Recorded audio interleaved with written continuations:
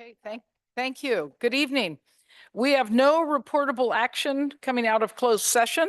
So I will call to order this meeting for the Auburn City Council. Roll call. Councilmember Riddell Harris. Here. Davis. Here. Dowden Calvillo. Present. Holmes. And Mayor Amara. Present. Thank you. Stand for the Pledge of Allegiance. And Riddell Harris, Councilwoman Riddell Harris? Ready? Pledge. I pledge allegiance to the flag of the United States of America and to the republic for which it stands, one nation, under God, indivisible, with liberty and justice for all.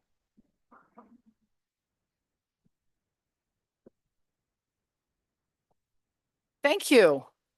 And we'll start the City Council meeting with the Mayor's Commendation Proclamation and Acknowledgements. Do you mind? You do yours first. Yeah.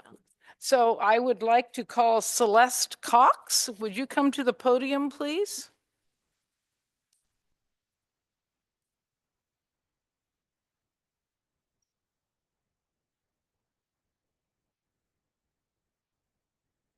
So this is Women in Construction Week, National Association of Women in Construction. And I will read our proclamation to you and present this to you. Whereas the National Association of Women in Construction, Sacramento chapter number 63 has distinguished itself for 60 years as the voice of women in construction in the Sacramento region. And whereas the work done by the Sacramento chapter of Women in Construction has benefited the Sacramento region through community development and educational programs. And whereas the Sacramento chapter has unceasingly promoted the employment and advancement of women in construction and industry. And whereas the construction community represented by Sacramento chapter has been a driving force in fostering community development through renovation and beautification projects, promotion of skilled trade careers, and a positive vision of the future. And whereas the Sacramento chapter has sought to achieve successful results for the Sacramento region and surrounding areas in a cooperative spirit with other organizations. Now, therefore, be it proclaimed that I, Sandra Amara, do hereby recognize the National Association of Women in Construction, Sacramento chapter number 63, and its many dedicated volunteers for its steadfast work on behalf and support of women in construction, and do proudly proclaim the week of March 2nd to the 8th, 2025 as Women in Construction Week, and encourage our citizens to congratulate the organization on its many accomplishments. So Celeste, if you'd like to say a few words, we all congratulate you and thank you very much.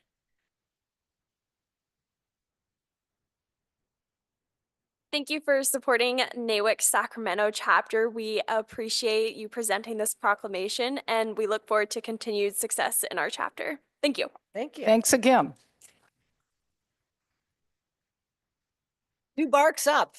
And then I think Councilwoman Dowden Calvillo has something. Yes, I offer. did. Thank you, Madam Mayor. I just wanted to request that we adjourn tonight's meeting in in memory of retired Captain Marvin Jacinto. He served with the Placer County Sheriff's Department for 30 years, retired as a captain, was a very active in many different organizations locally, and he recently passed away. And so just wanted to honor him and to thank him for all of his service in the agricultural world. He served on the Fair Board also many, many years ago. And so if we could do that, it'd be great. Thank you very much. I think a lot of us know Marvin Jacinto, so be happy to do that. So now on to the adoption of the agenda. This is a time set aside for council members and or the public to ask for removal, postponement, or a change to the listed sequence of an agenda item. The agenda will be approved by consensus of the council. And I personally would like to change the last item. 8, thank you. Item 8, and put that as first ahead of item 5. 4.5, I guess. So is there anyone else on the council? or in public?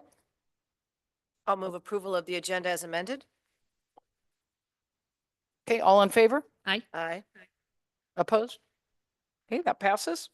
So continuing on, the consent agenda.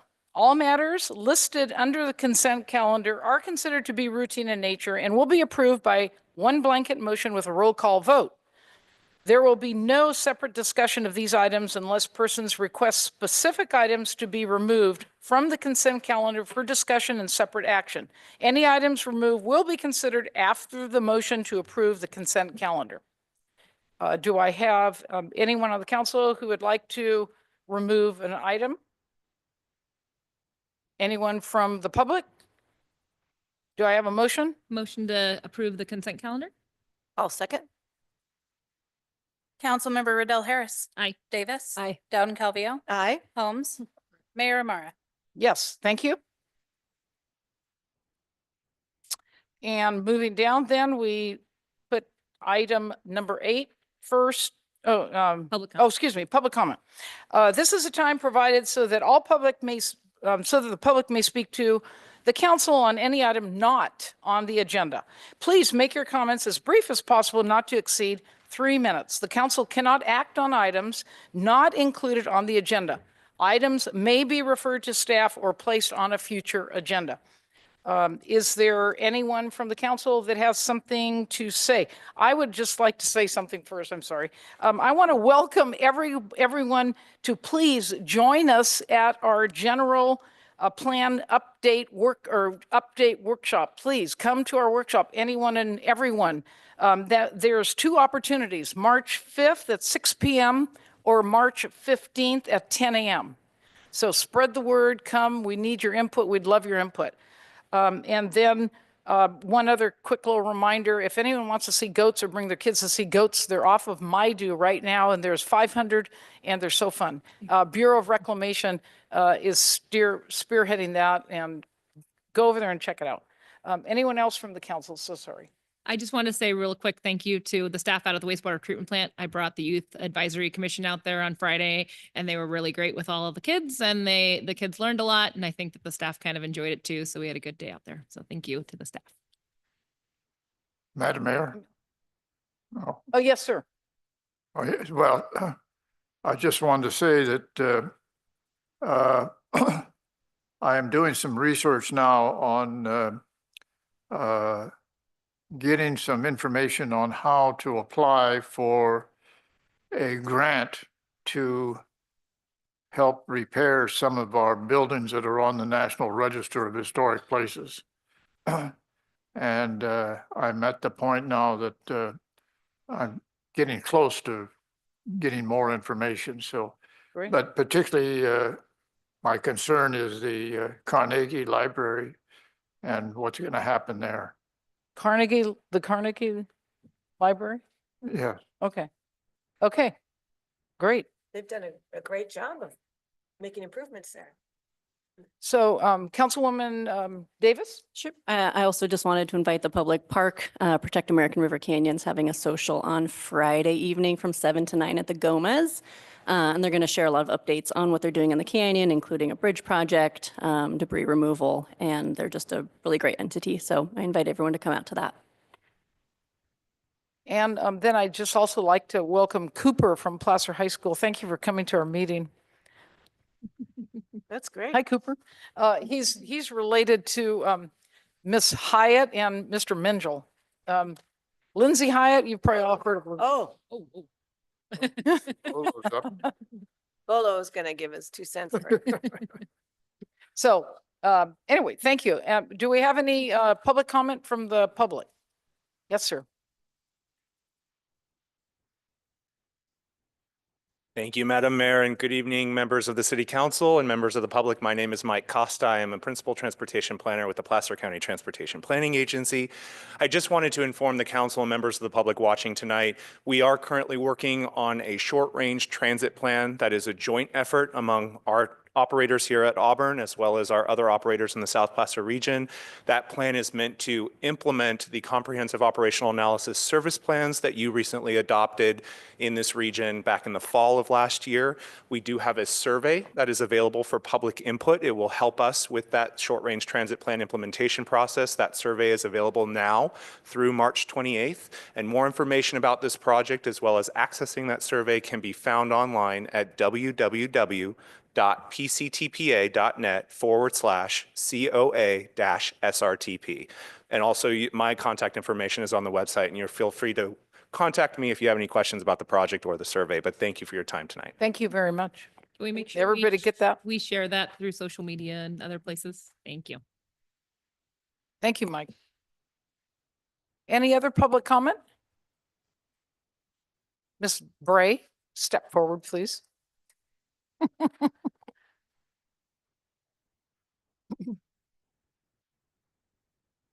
Good evening, Mayor Mara, esteemed council member, and fellow community members. My name is Jerry Bray, and I am here on behalf of the Auburn Moose Lodge 2264, which has proudly served the Auburn community at the same location for 52 years and 4 months. I could round it to 53, but I just thought to be more accurate. Over that time, we have worked hard to be a strong community partner, committed to compassion, service, and fellowship values at the very heart of the Moose organization. I'm here tonight in response to concerns raised during the public comment at the City Council meeting 2 weeks ago, where neighboring residents voiced multiple complaints against our lodge. While we fully respect the right of every citizen to share their concerns, and it's necessary to correct the misinformation and highlight the true impact of the Auburn Moose Lodge in this community. These neighbors have made numerous exaggerated and at times completely false claims about our lodge, including 9 calls to the police, outreach to multiple city employees, and an influx of complaints to various government agencies.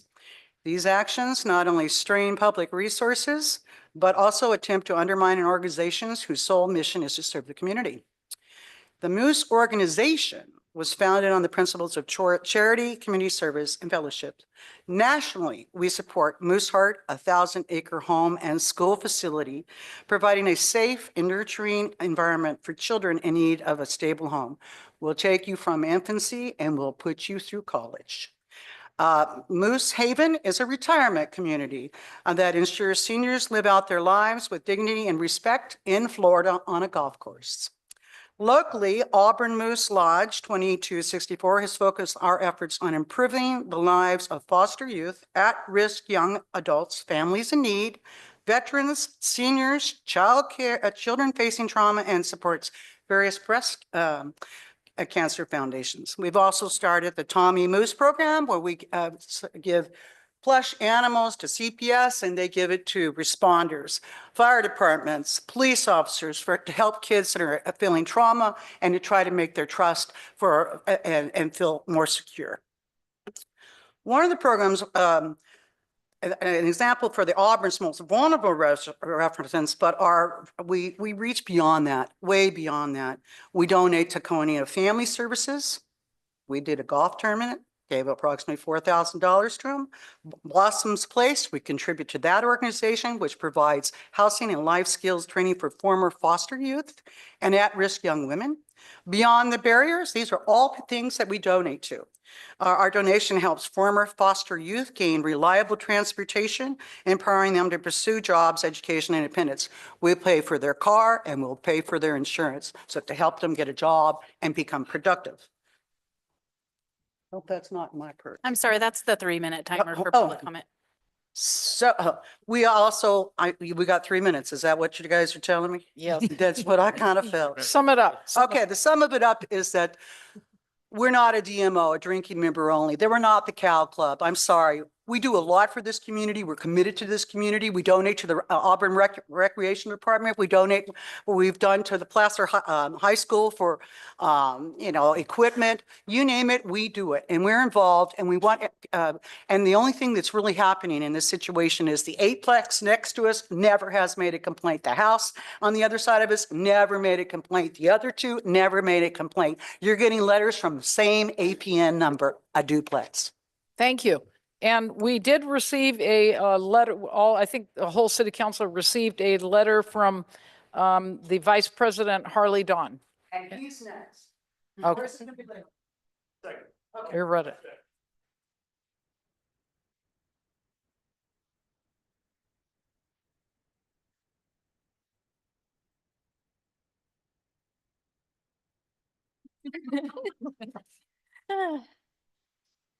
Hello, my name's Layla Shackner and I am a member of the Auburn Moose. Can you pull the mic down, please? Yes. Thank you. Is that better? Yeah, state your Okay. name one more time. I'm sorry. Layla Shackner and I'm a member of the Auburn Moose. And tonight I wanted to talk about how our charitable organization is actually ran on the dedication of volunteers, which I'm one of. We do, as Jerry had said, host a lot of fundraisers and support national causes as well as local causes. And tonight we wanted to also talk about our economic impact on Auburn. So each month we average about 2,100 visitors to our lodge. And these visitors, many of them come from actually out of Auburn city limits. So Newcastle, Penryn, Loomis, Colfax, Grass Valley, and even out of state. And so they fill up our local gas stations, they eat at local restaurants, they shop at our businesses, they attend our functions in Old Town, and sometimes they stay overnight. So this is not just foot traffic, it's real dollars supporting Auburn's small businesses, generating tax revenue, and contributing to the vitality of our local economy. So when you factor in fuel prices, dining, shopping, and other expenses, the financial ripple effect is significant from our little lodge. We're not just hosting members, we're driving economic activity in Old Town Auburn. So, Thank you. thank you.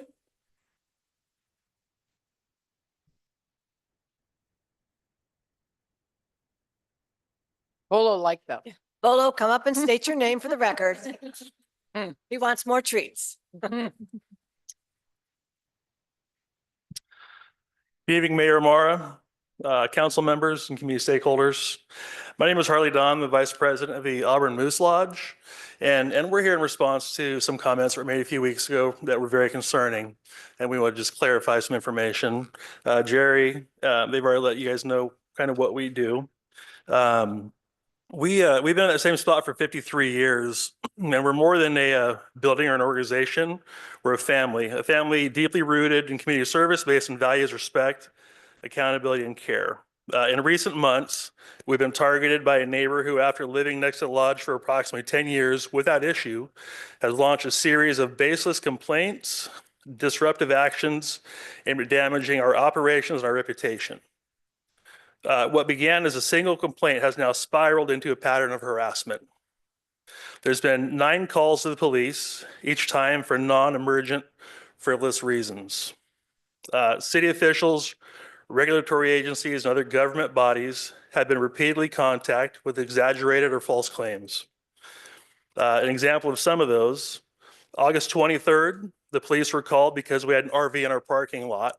The person that called made accusations that they were making meth and needles were falling out of the doors of this RV. These are obviously false because that trailer was actually owned and used by one of our board members who is a very recognized business person here in Auburn. December 15th, the police were called for a noise complaint at 3 p.m. in the afternoon because we had members playing horseshoes, and this activity apparently disrupted the neighbor's dog. February 9th, recently, we got a call at 8 p.m. for a noise complaint, or the police got a call at 8 p.m. for a noise complaint because we were being loud inside of our lodge, not even outside. And that apparently disrupted their, them in their backyard, even though we were well within our operating hours.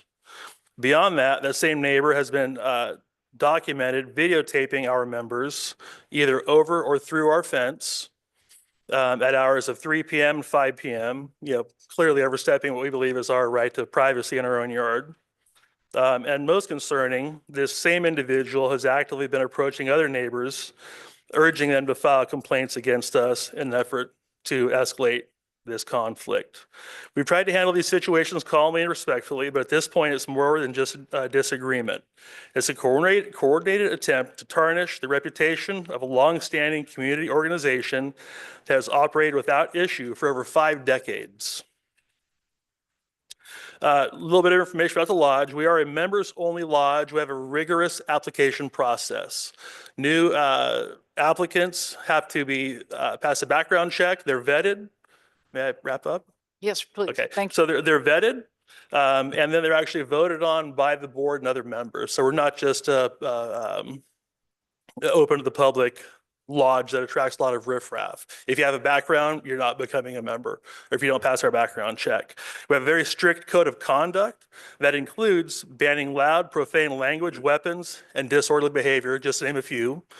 Our bartenders are actually empowered to limit alcohol, ask patrons to leave, take car keys away, which, because we're a club, if they do get asked to give their car keys up, they don't argue because they know there are consequences to that. The board of officers, if somebody does violate the rules. Just to be fair, I have to limit the time. Okay. But Anyway, so we do have a very strict code of conduct that is enforced by the board. We're able to suspend people, have them come before the board to answer for their behavior and then correct that behavior. Yeah, all we're really asking for now is fairness. We're asking for anything. We just want to introduce ourselves to the council, give you an idea of who we are. And we want to be recognized as a good community partner, an economic driver, a safe and welcoming space for hundreds of members and thousands of visitors. thank you so much. Thank you. Do I have any Do more? you guys have any public com- questions before I sat down? No, Okay. Public comments, just. it's just Sad. comment. Thank you. Do I have any more public comment? Thank you. We'll take all that into consideration. We can't act on anything. Or deliberate, yeah. But if anybody here wants to join the Moose Lodge, you know who to contact. Okay, so on to the council business item number 8, which is the request for addition to the Auburn Arts Commission RFP for Highway 49 roundabout art. This is a discussion to provide direction to staff and the Auburn Arts Commission regarding the inclusion of a requirement for a City of Auburn sign in any proposed artwork submitted under the RFP for public works in the Highway 49 roundabout. So Since I submitted the original request, I think I'll start. if go that ahead. works for you. Yes, please. Thank Okay. you. So there's been a little bit of discussion with the Arts Council. We did some emailing back and forth, and I think that I've come to the realization that these two projects don't have to be together.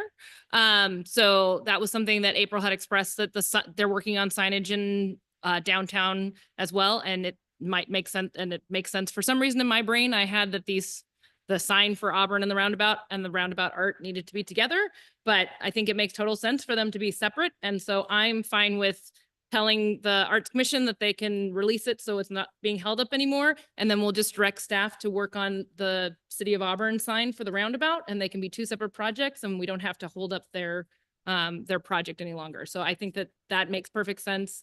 I was connecting them and I thought they needed to be together, but I think it's totally fine for us to just direct staff as a separate project to put the signage, figure out what it should look like, put the signage at the roundabout. Since there'll probably be different timing, since they need to raise money and things like that, it might make more sense anyway. So that's, So just then to, taking back my okay, to needing be clear put anything then, into the RFP. okay, so to be clear then, there'll be no action. That's right. So the taken. action would be to have staff work on the sign. That would be the separate action, Separate from the RFP. separate from the RFP. Completely separate. Well, okay, so do we need to discuss then, if we, so, If we want to do, that's one of the, in the staff report, that's one of the options, is to separate the 2 projects, release the RFP, and then direct staff to work on. the okay, signage. and And the signage can also come from the company that's working with the city right now. So we can have them. I don't, we have to see. I don't know if they do big signage like that. I don't know if they just do. small There's, signage. So we'll have to look, see. sorry, there's multiple versions of the signage that we're looking at. So Okay. it would be easy to put something in there like that with Okay. that. And then Are we you would just worried put about some- the Auburn city limits or you just want city of Auburn? Is that what you're? Yeah, it's a City of Auburn sign on the entry to the city, which is the roundabout. And we know that one's not going to change because we're not going to be annexing down to the canyon. So it Mhm. seems like it would make sense for us to put time and energy and money into making sure that that sign is there as people come through the city. Which April has expressed that that's important too during. I'm not sure. I'm not sure if we should have a separate discussion as to the particular sign or Well, they need to bring it back to us. you'll bring it back to us then. Yeah. Yeah. So we can just see what's our options. And I believe, Madam Mayor, I also spoke with the city manager earlier today about the wayfinding project, which is identifying the signs. Yes. That's going to come back to us just for information That might be a good purposes. time. And so Yeah. it seems like that would be a perfect time to just lump that into that Right. presentation whenever you come. It's just going to be informational only, but so that we all, Yeah. and the public have an opportunity to see what those wayfinding signs are going to look like. I think that's a good So- resolution. So we So, wouldn't really need any action further Right. than that, I think. As long as we're incorporate, because wayfinding isn't necessarily a big sign in the roundabout. So as long as this is being incorporated into that, I'm good with that. okay. Anything else from the council? From the public? April, did you want to say anything? No, I think we're good. Okay, then we'll go on to the next item. All right. So that will bring us back to item number 5. And that's presentation of the 23-24 audited comprehensive financial report and single audit. Receive a presentation from the city Auburn's Audit Services, the firm Bailey, and the single audit. Good evening, Mayor and council members. Gretchen Johnson, your Finance Director. I am pleased to introduce this item. You'll recall last summer, we went into contract after 7 years of having the same external auditing firm. We went into contract with a new firm, ID Bailey. And so this first year audit goes back to fiscal year 23-24. Believe last month, you should have all received a hard copy of this very pretty annual comprehensive financial report. And tonight you're going to receive a high-level overview of the first year audit experience with our new firm. And with that, I'm going to pass it over to James Ramsey, who's going to go over the PowerPoint.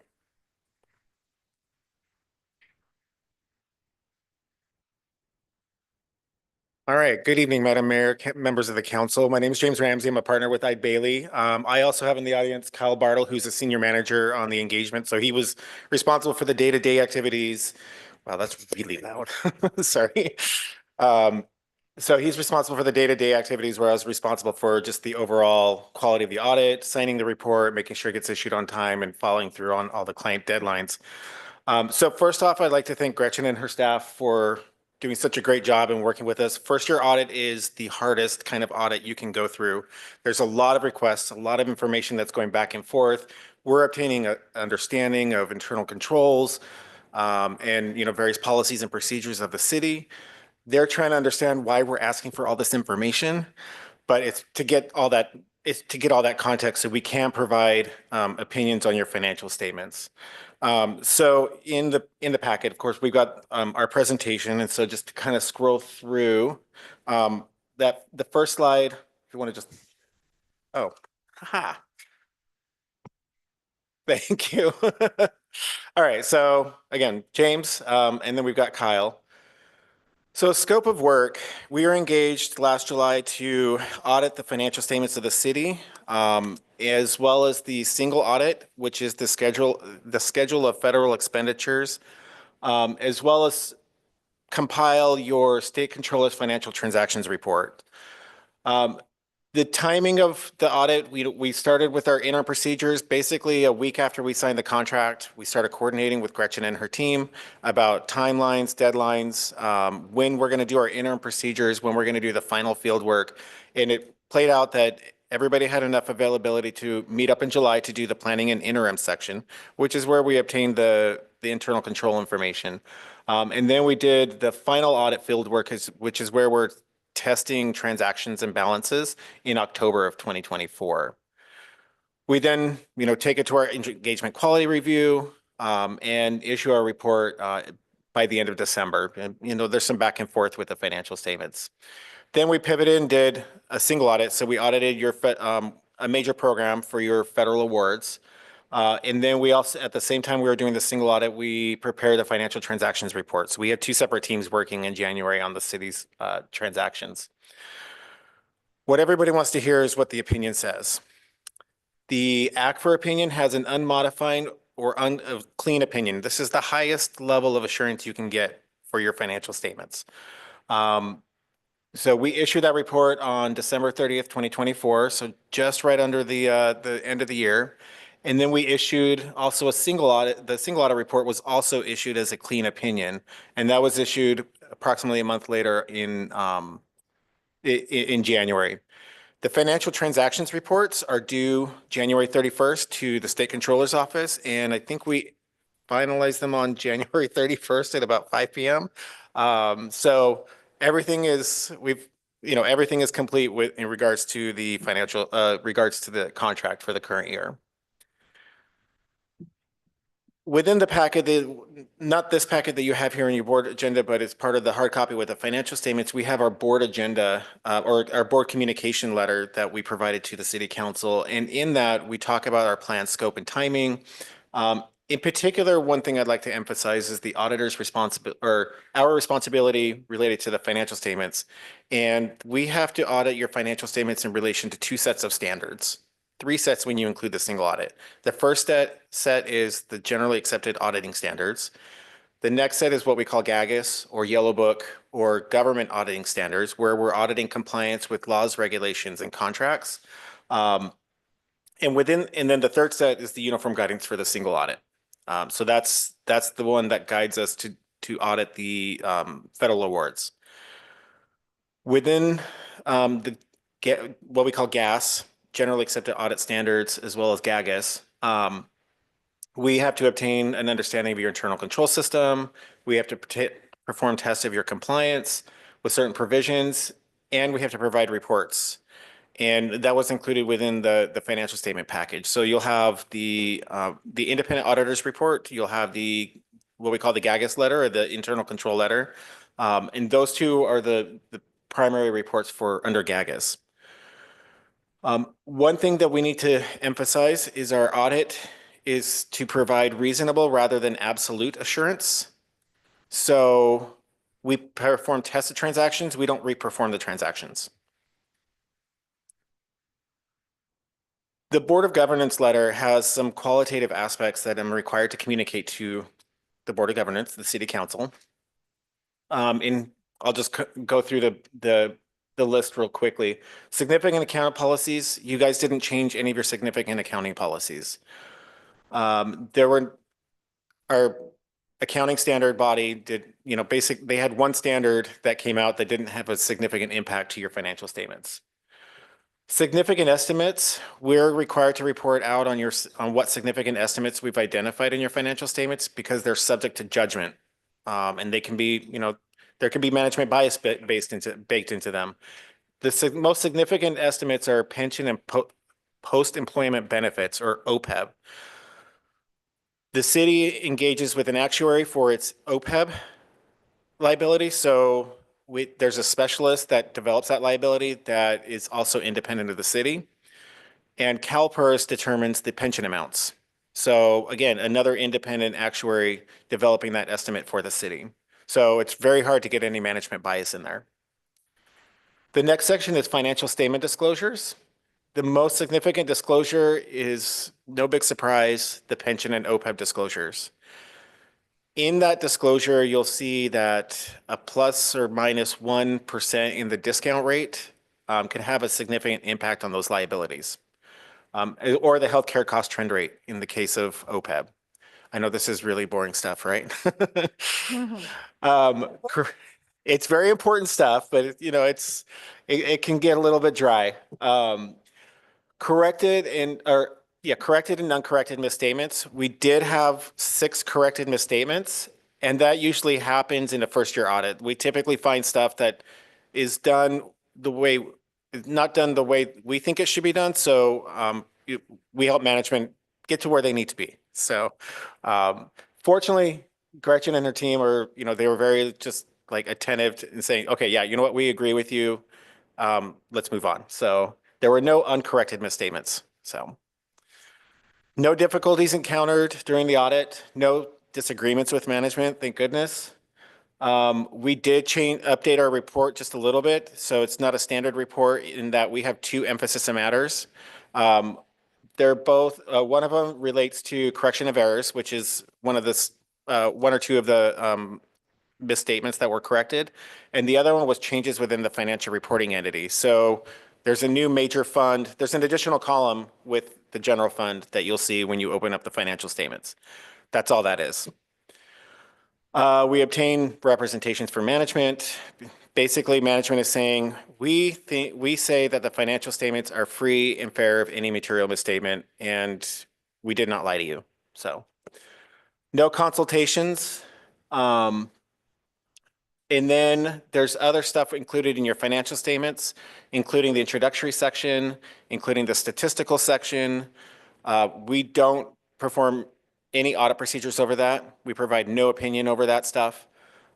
We do review it to make sure that we read it to make sure it's consistent with the rest of the financial statements, but we don't provide an opinion on that. The same thing with what we call required supplementary information, which is the management's discussion and analysis, as well as pension and OPEB schedules. We don't provide any assurance on that stuff. We just make sure it's consistent with the rest of the report. And then finally, on the last bullet, we did have 4 findings. One relates to the financial statements because there were correction of errors. There was a prior period adjustment. So we are required by our audit standards to report a financial reporting finding. And then with a single audit, we found a couple errors with allowable costs as well as procurement and reporting. So internal controls weren't necessarily where we felt that they should be. So we reported them as findings as a way for management to correct them in the future. And that concludes my presentation. Questions? Thank you very much. Yeah. Any questions from council? Just comment. Any comments? Yes. Councilman Dowd? Thank you, Madam Mayor. I just want to say thank you very much. Really do appreciate the thorough review. This was a very important review for us. It's great to have new blood doing this, and thank you to staff as well for working with the auditors. Very happy to see the results. I'm glad to see that the issues of concern that were identified were corrected and that we're good to go. So thank you very much. Very appreciative. Yeah. I just wanted to add my appreciation, especially to Gretchen. You've worked really hard to make some significant changes in just a short period of time, and we all really appreciate having you and all the hard work that you've done to kind of get us into good shape and increase transparency and make sure everyone's on the same page. So thank you to the auditor, but also thank you for all the hard work that you've done. Thank you. And when will we see you again? You'll probably see me sometime in August, but as far as the audit, I think we're working out the schedule now, so probably this time next year. Okay. So Thank you so much. yeah.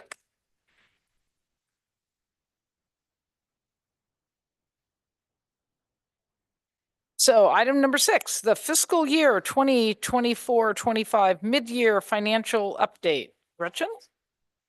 Good evening again. Gretchen Johnson, your finance director. On to the big show for the evening.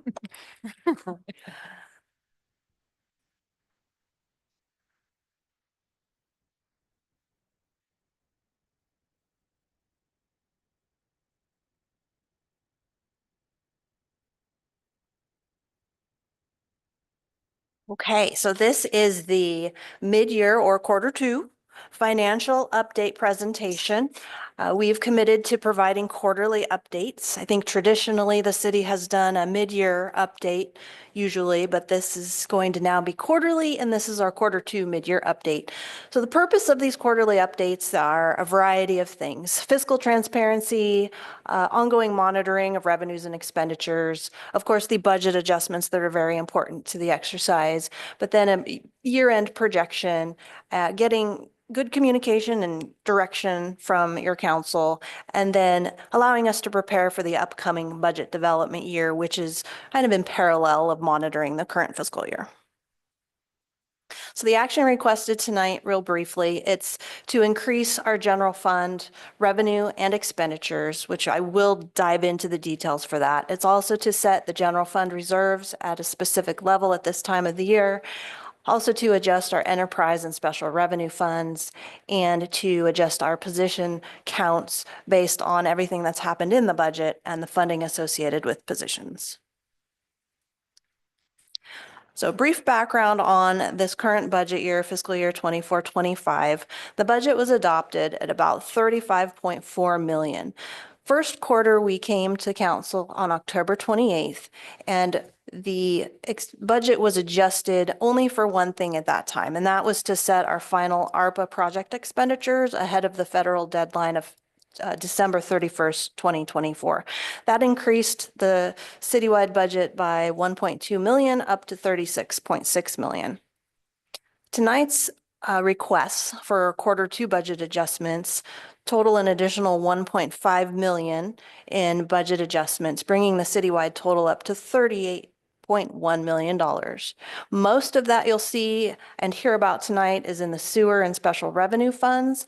The general fund has a small portion of that at $190,890, and the airport fund goes down a little bit due to a project that's taking a little bit more time. So the method to get to where we are today, mid-year through the fiscal year, has to do with a lot of analysis on where we're trending through mid-year point of the year, revenues and expenditures, looking back at history a little bit, and also trying to project forward based on those trends for where we're going to end up as of June 30th of the year that we're in. Information is solicited from all of our departments. They have a lot of subject matter expertise to know whether or not they're going to need to spend all of their budget, or maybe they need to adjust it and spend a little more here and there, or maybe something unanticipated happened during the year and they need to budget for it now. So a lot of that back and forth happens during this process to make sure that we have a more improved look at our budget and adjust it accordingly to get us through the end of the fiscal year. There are a lot of attachments in your staff report. This little image is just part of one to give you an idea of the year-to-date fiscal activity reports that we use to do that work. The general fund is, of course, the major focus of this mid-year presentation. It's the largest discretionary fund that the city has. It's very it can be influenced highly by the economy, and we have to look at it closely. In this update tonight, we are asking for an adjustment from our adopted budget of 19.7 million up to 20 million, almost 21 million. Sorry, that was actually what we did Q1. So we're already at 20.9 million. Tonight, we're asking for that amount I mentioned earlier of 190,890. That will bring the general fund budget up to 21,177,000. When we look at the general fund and what we're doing with our budget adjustments, we don't just look at the expenditure side, we have to look at the revenue side. So in this action tonight, we're asking for general fund revenue budgets to increase by 644,567, and the expenditure increase of 190,890. You'll see that those two numbers are very good things. Revenues are more than expenditures, and that fancy number at the bottom of 453,677 is in green. It is not in red. That is the first time in 2 years that we've seen this. And it's proof, it's evidence that all of the hard work that the council and city leadership has done is paying off. This is still a projection, but we're able to project now with reasonable confidence that we're going to get close to this dollar amount. Really quick before I leave this slide, there is an ARPA-related revenue budget adjustment.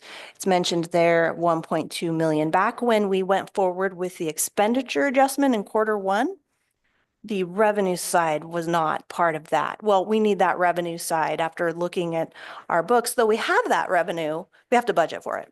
So I see that as just an administrative catch-up to what would have been in the Q1 anyway. So that's why the two numbers there are bold. Those are the real things happening. And then, of course, the positive increase to fund balance. I included this, it's also an attachment in your staff report, but I wanted to emphasize the general fund a little bit more in detail in this presentation. As we know, the general fund citywide, actually, most of our costs are salaries and benefits. 60% on average is salaries and benefits.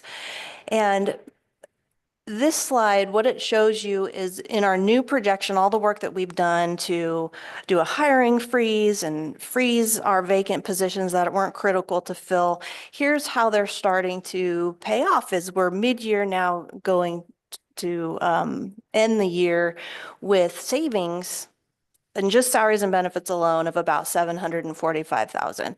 You'll see most of those savings are being achieved in our larger departments such as police and fire and public works and building inspection. The other savings you're seeing in our smaller departments such as city manager and finance, that's just a true up of, we adopted a budget back in June. We have now 6 months of trending.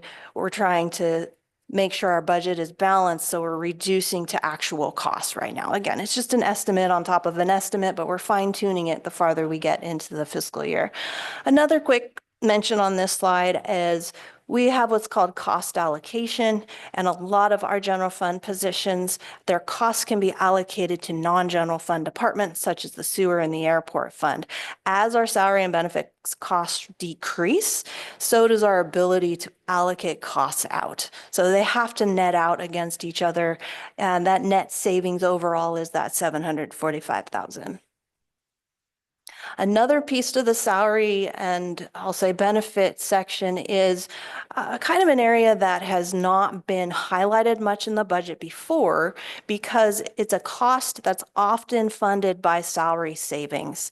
Since we are not really having salary savings now to help cover other costs, we need to recognize that these costs are truly a cost. We can't avoid them. So I've put in a budget for them now, which is a new approach, but it at least gets it in the balanced equation to ensure that we're not going to end up upside down at the end of the year. What these salary and leave payouts are is just staff taking what's allowable in labor contracts and MOUs, such as vacation payouts, management leave payouts. If someone leaves the city, they're often entitled for a certain amount of cash outs for the leaves that they've accumulated over time. So that's what's here on the slide. And that is increase of 440,585 in the budget. But remember, we have all those salary savings that are netting together. So we're still to the good. Moving further in. On the bottom of that one, it had overtime. So is that where all of our overtime shows up in that? Or does it show up other places too? This is the, trying to remember what this was on the slide. So overtime and leave payouts. This is just the adjustment to the existing overtime budgets. Okay. So yeah, like So we for, estimate a certain amount, but if they go over that amount that we estimated, then it would show up here. it does show up here. So I think police, if I'm not mistaken, 275,000 was budgeted in the adopted budget. Based on the trending, not actuals to date, but based on the trending, should we continue, we would need another 81,799 to end the year. Okay. On top of the 275. Thank you. Yep. Moving away from the salary and benefits, now we start getting into our regular expenditures and revenues for the operations. This is where you'll see both expenditure and revenue adjustments. There's been a few grants such as in community development. Grants are often multi-year grants, and so you either spend faster than you thought or spend slower than you thought. So there's a lot of true up here with respect to the domes infill grants, safe streets grants, form-based code grants. So a lot of that is just carrying over, planning for next year, and truing up the current year. There's also a couple new grants that staff has been able to achieve. And there's also just looking at the trend of expenditures for contracts that may have been utilized a little bit more than anticipated, but necessary, making sure that we budget for that and true all of those things up. This gets smaller, but it's basically the same thing that I just discussed with revenues and expenditures. But the point here is to again point out that the 453,677 to the good is that combination of all of these things in the general fund and how it nets out our revenue increases minus our expenditure increases. The other action requested for the general fund tonight is specific to our general fund reserves. When we adopted the budget back in June, we had set our reserves level for the general fund at about 5.3 million. That was given an estimated deficit to end the fiscal year 23-24 of 1.7. We've done much better than the 1.7, and we've seen this over time. Back on September 23rd, 2024, when we were doing our year-end preliminary update with a projection, we were then estimating a $1.5 million deficit. We don't set reserves at that time, but it was then when we started to see an improvement in how we were going to end the year. And then in December of 24, that is when our audit finished and we had some adjustments. We had an adjustment to our interest earnings for one of our investment funds that actually yielded a more positive result just due to a difference in transaction that needed to occur, but it was corrected.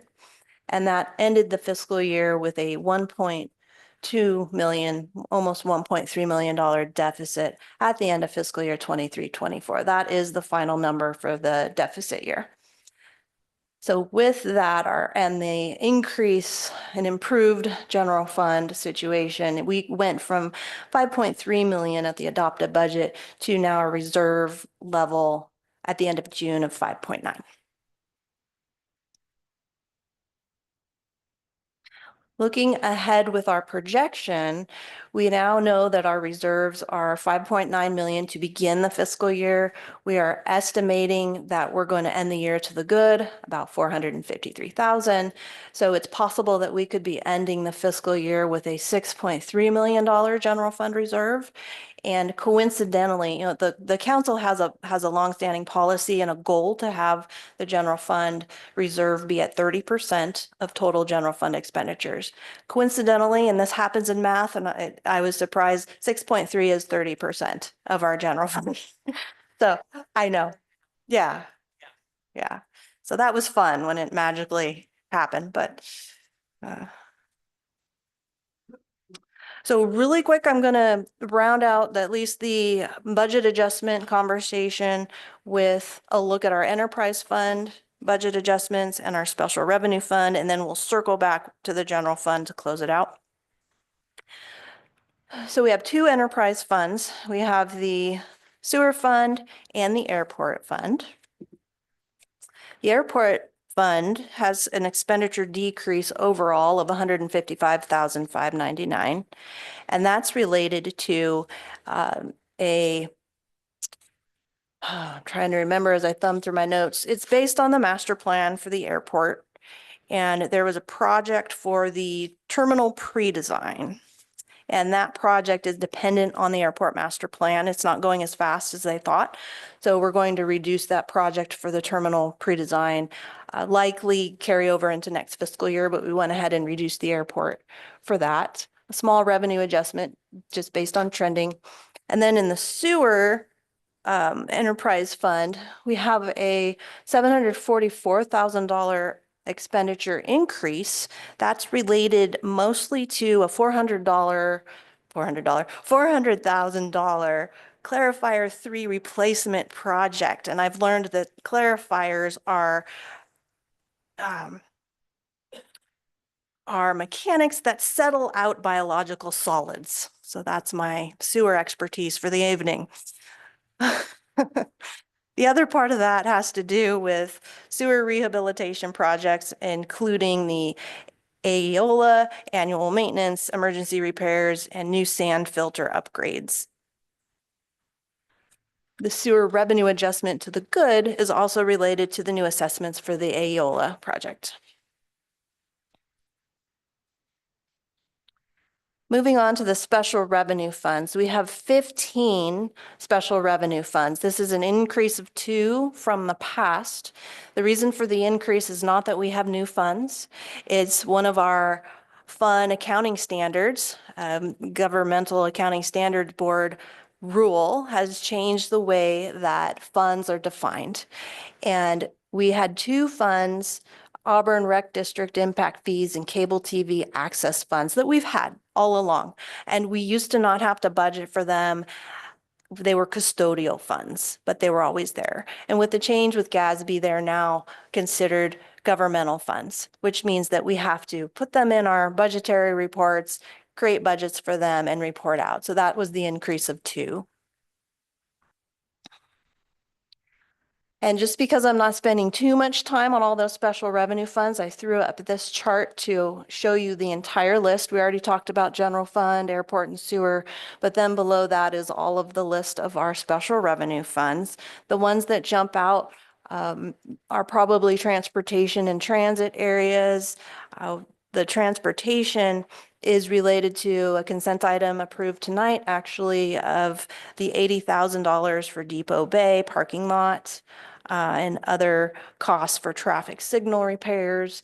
And then the transit, $278,000 on the right column there. That's mostly related to passenger van purchases for transit that were funded from external funds. Another big one up there is our solid waste closed landfill. And that, of course, has to do with meeting regulatory requirements. There was also a land or drainage improvement at the site, a big project out there. So we needed to do that budget adjustment.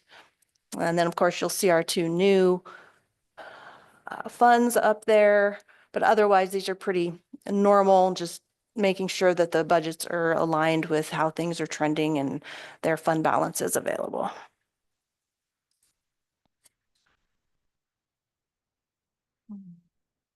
So I'm going to go back and talk about the general fund and talk about the deficit and how we've landed at a surplus at this point, at least for the projection. We had a hiring freeze back in April of 2024. That was the first, I'll say, direct action to attack the deficit. And that allowed us to evaluate vacancies that existed and that were occurring into the future and freeze positions and not hire for them in order to save costs. The important part about saving these costs is that these are ongoing, continuing costs. And we needed to find ongoing solutions to reduce ongoing costs instead of look at our reserves, which our reserves are intended to be one-time solutions, not ongoing solutions. So with the hiring freeze, we were able to, as you saw earlier in the presentation, at this point, get to a savings of $745,000 for this current fiscal year.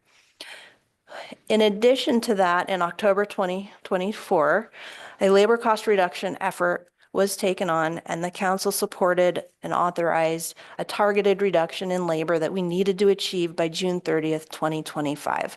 That was intended to yield a savings of $1,152,000. The reason for that was because we wanted to target a certain amount, a modest surplus within the range of $400,000, $500,000. To date, we have been able to freeze 9 positions through attrition alone, and that at this point has yielded a savings of $1,084,000. That's about $70,000 short of the target. However, the year is not done. We have not gotten to the end of the target period for when this needs to occur. We think most, if not all, will be handled via attrition, which is excellent news. So there's great possibility that that can happen. So the frozen positions, wanted to identify which ones those are. The ones that were frozen in the prior year, starting in April, were 1 firefighter, 1 police officer, 1 communications supervisor, and 1 finance technician. Those positions were already frozen and then therefore not included in the current year budget. This year, the 9 additional positions that are helping to generate the savings are 1 police lieutenant, 2 police officers, 1 dispatcher, 2 firefighters, 1 fire engineer, 1 maintenance worker, and 1 bus driver. And here is the famous general fund multi-year forecast. As you can see, we had our 2 years of a deficit of about $1.2 million year over year. And with all of the efforts taken to date, we are now in the black on this slide with our $453,000 projected for the end of the current fiscal year. That then is used to project the next 4 years out. And absent any changes from this report, which we know there will be, we will see that surplus continuing year over year, adjusting for grants that come and go, adjusting for other situations that we know are going to need to be included in the budget. So with that labor reduction effort, we've met our goal and we continue to meet our goal through those efforts.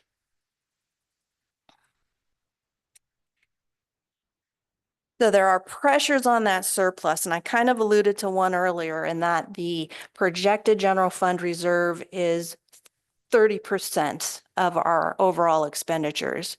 We could leave it at that and say, okay, we're going to replenish our reserves up to that level. But that may not be what we need and can do at the end of the fiscal year. There are a lot of things not included in this forecast that put pressure on that surplus.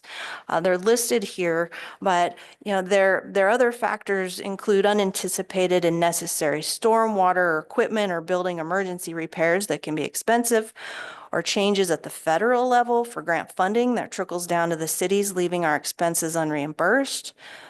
The modest surplus that is projected provides limited opportunities for ongoing cost increases, and thus any cost increase must be prioritized against all competing known or unknown potential pressures.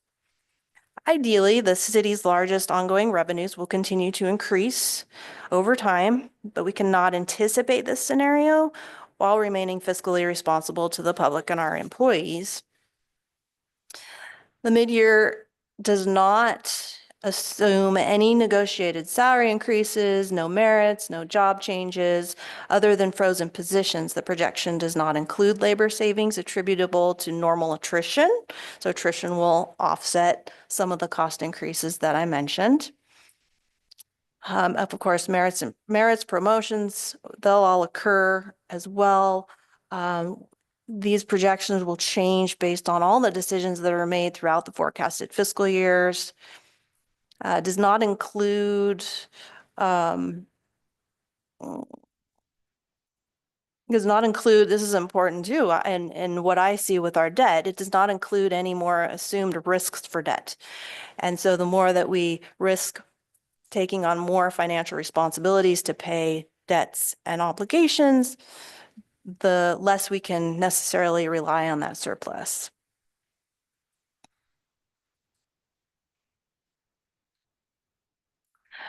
So rounding out this presentation before we talk about any of your questions and comments, the mid-year includes an adjustment to our position allocations listing.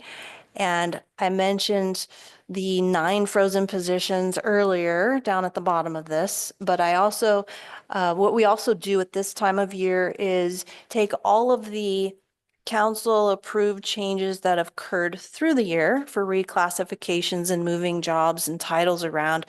We take that forward as part of the updated list of positions. The comprehensive list of positions is in your packet, but In summary form, all of the reclassifications are up there on the screen for what we've added and taken away, as well as those 9 frozen positions.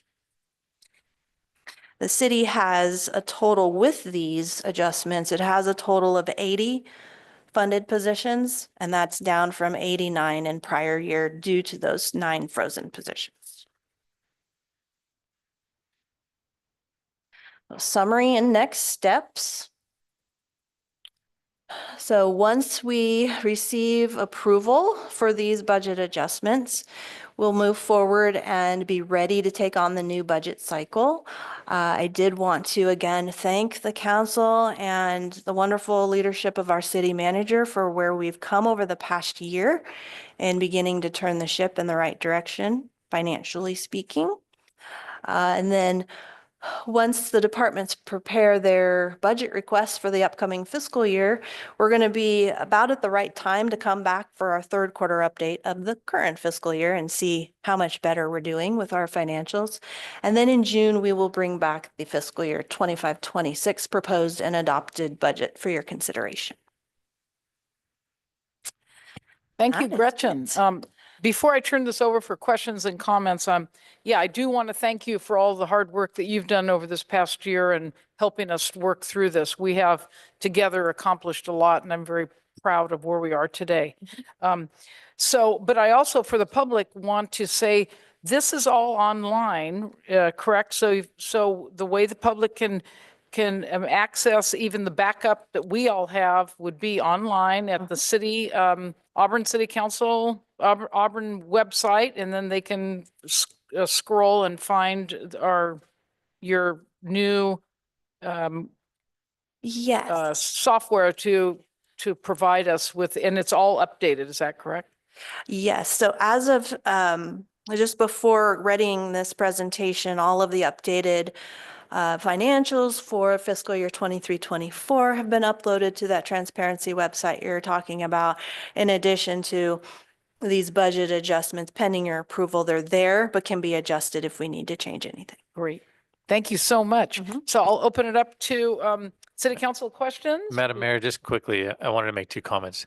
Can you go back to slide 12 on the reserves? No, it's that one. So you see that slide and it shows at the bottom there that we have $5.9 million in reserves, but those reserves are categorized for specific uses, right? So it's not just a bucket of cash sitting in our budgeting system. So I just wanted to point that out. We have basically 5 different reserve categories. So one's economic contingency, there's an unfunded pension, liability reserve, prepaid insurance costs, unfunded employee liability reserve, and then the unassigned fund balance, which is that $450,000 surplus. Could we get a breakdown of what's in each of those reserves? I mean, no, we don't have to have it right now, but it'd be great just to know. I appreciate seeing that overall number, but just to have a breakdown of how those reserves are. Yeah. I think that'd be important if we can do that. Yeah, we can do that. Absolutely. And then the other thing I wanted to point out too is based on information that we got today and late last week, we've met the $70,000 shortfall on the cuts that we needed to make in order to meet the 10% that council gave direction on through attrition. So we're at a point now where we won't need to lay anybody off because we've had folks move on to different agencies. And so good spot for us to be in where we didn't need to actually issue those layoff notices. We never issued any layoffs. We didn't issue any. Thank you. Right. Great. Good news. Thank you very much. So I will open it up to council questions or comments. I have a question. Sure. Thank you very much, Gretchen. I really appreciate this very thorough analysis and the presentation as well. And I just kind of wanted to confirm, when you were talking about the summary of general fund budget adjustments by department, some are really small and they are in the salaries and benefits category. And I understand certainly that there will be a savings when there is not a full-time employee in that position, or if it's vacant even for a month. But there's a couple in here where I know there was no vacancy. And so could you just kind of explain a little bit about what that exact savings is? And I'll just use, for example, the first one on the list, which is city manager's office. There's 2 FTE in the city manager's office, and there was a savings of just a little over $10,000 in salary and benefits. And there weren't, I just want to make it clear that we didn't make any cuts on salaries also. So if you could just maybe address that, it'd be great. I appreciate it. Sure. So every time a budget is adopted, it's based on back office spreadsheets of costs, and it's based on various things. What are individuals making per hour at a given time? What benefit choices do we have on record for them? It's based on assumptions, and it's based on, here's what we believe the total cost by employee is going to be for the upcoming year. And because it's based on an estimate, it may not be exactly perfect when we adopt the budget, but it's close. And then as we move further along into the year, we have, at least at mid-year, we have 13-ish pay periods that have gone by. We're able to use those 13 pay periods to get the truer costs of those positions and any changes that may have occurred related to salary and benefits, healthcare, and choices and things like that. And then we use that mid-year point to project, okay, we think it's going to stay the same. We don't know, right? We know some, but we don't know if choices will change. And then we project out to the end of the year. And if there's a difference, then it's good to adjust the budget at mid-year so you can get a closer look at what your total general fund net impact will be, those reserves, for example. And we're probably just being a little, especially given the light of our recent situation, fiscally conservative in those initial projections. And so now this really is just a more, because I wondered, I know there were no changes in salary and there were no changes in health benefits, but how that deviated, but so I appreciate that. Thank you. Yep. Bless you. Yes, bless you. I also, again, just getting that, the separation of the reserves would be great. I did have comments. Did you just want questions or? You can go ahead and comment. Oh, okay. So I really do very much appreciate this. I also want to, obviously thank leadership, that we did this without having to lay anyone off, but I also need to give kudos to staff, all rank and file, because we've done this together. This was not just something that the council did or Gretchen did or the city manager did. Rank and file, each and every employee that works for the city of Auburn recognized the situation we were in. We put a hold on salary increases that included COLAs for people. And we were able to negotiate those agreements with our labor unions. And I just really want to thank everyone for working together. We're incredibly fortunate that we were able to achieve this with the attrition, that we're just incredibly fortunate. But again, all of this hard work is really a result of so many of us working together. And I just wanted to make sure that was on the record, that we do appreciate everyone recognizing the situation. And while we're looking good now, it is still incredibly important that we be fiscally conservative, and we have to work hard to increase our revenue streams. It's just, this is not just the end of it. This is just right now where we are in time. But we absolutely need to continue to work hard on economic development and diversifying those various revenue streams. So much of our revenue comes from sales tax, comes from gas tax. There's a multitude of reasons why that's going to go down. And so, we just really need to be aggressive in that. And I know that we're talking about a variety of issues, even looking to expand some of our boundaries, but we have to be thinking outside of the box and be aggressive. So thank you very much. Thank you, Madam Mayor. Thank you so much. Other Councilwoman Riddell Harris. Thank you, Mayor. I need to stop touching this. I'm sorry. Okay, I had a couple quick questions. It talked a little bit about the sewer fund, but I know that we had an issue where we didn't spend enough on the sewer fund and had a pretty high balance, but then we've been working really hard to do some projects to kind of spend that down. How are we looking on our sewer fund as far as the balance goes? We're looking great. So we started the fiscal year with 9 million-ish in reserves. We've planned for about 5.8 million.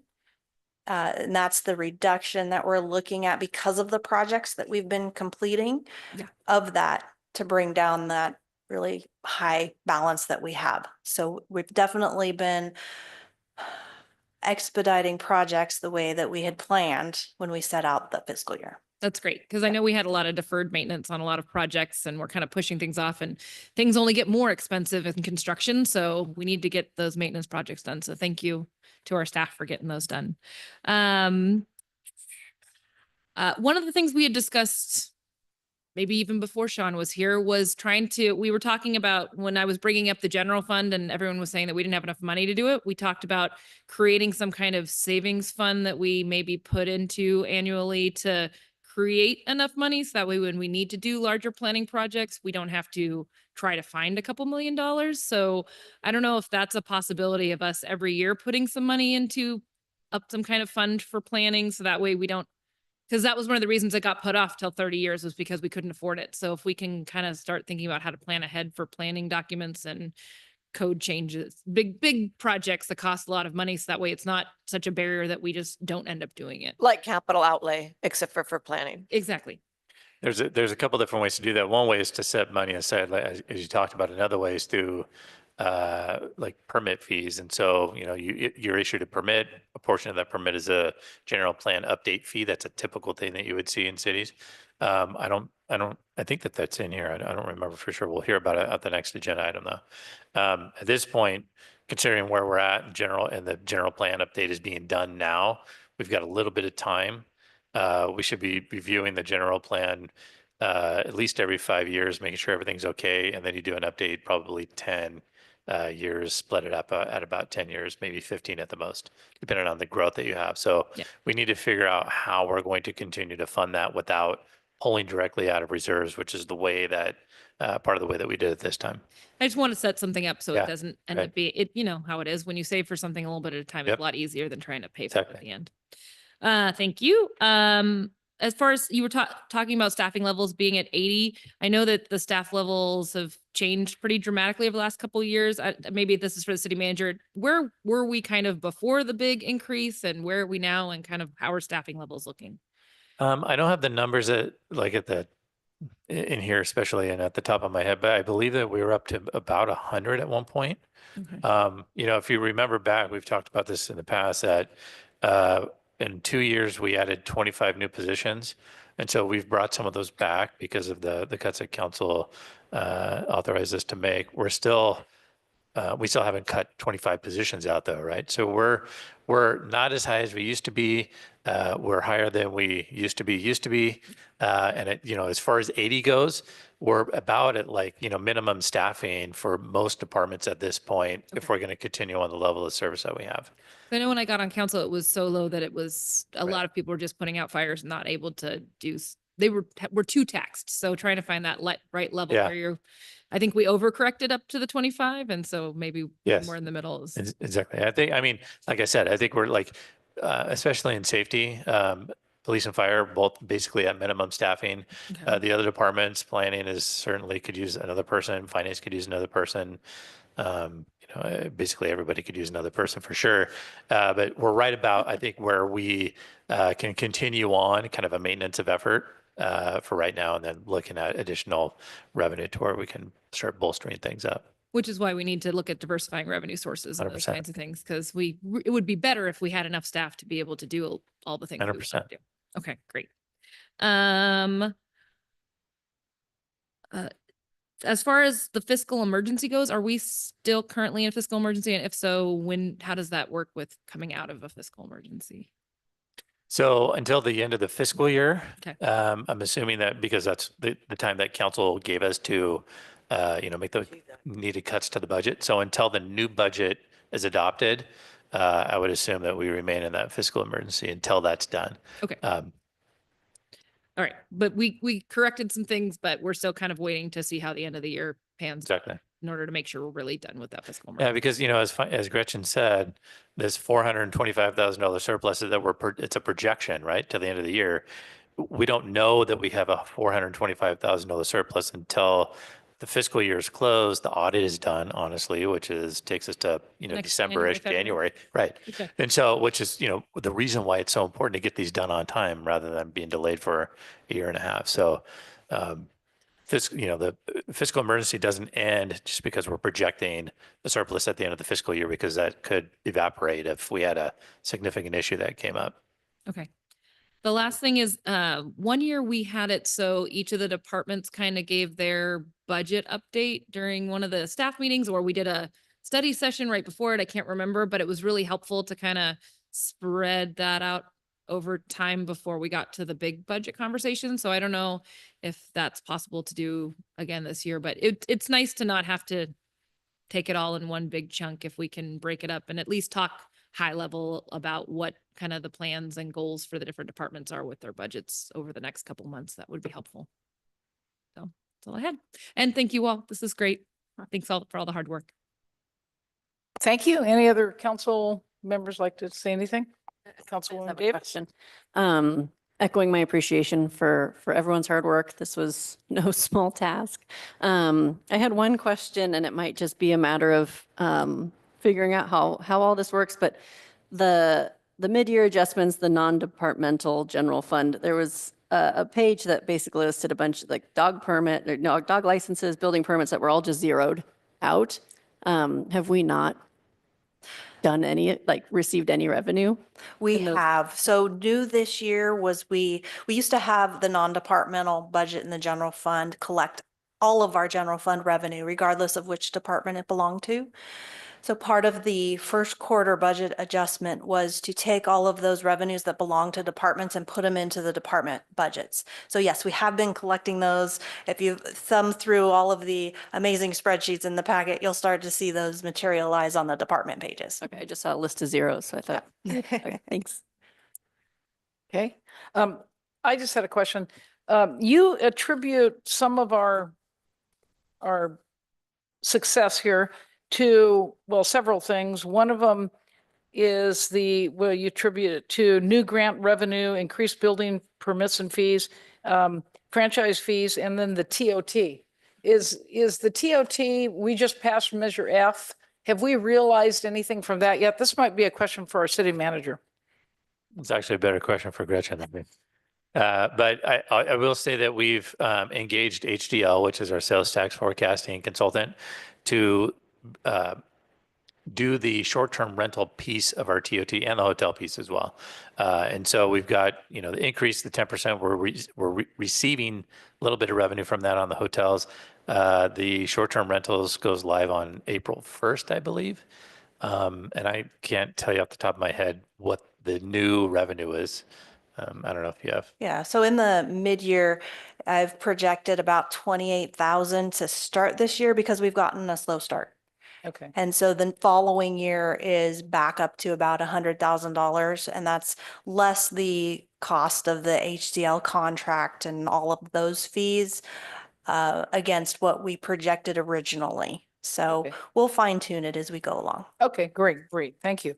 And yeah, I also want to echo that, we can't be too optimistic because I think everybody also received our sales tax trend is way down in terms of what 40% of our sales tax income is from gas. Right. And that's down 24, 25, 8.3%, and they anticipate 3.7%. So again, we do have to be very careful and work hard toward getting new revenue sources. We can't just rely on cutting all the time. So I'm very appreciative. Also, I think it was a very important point you made, the pressures on surplus. You listed 8 items, so we have to take that into consideration as well.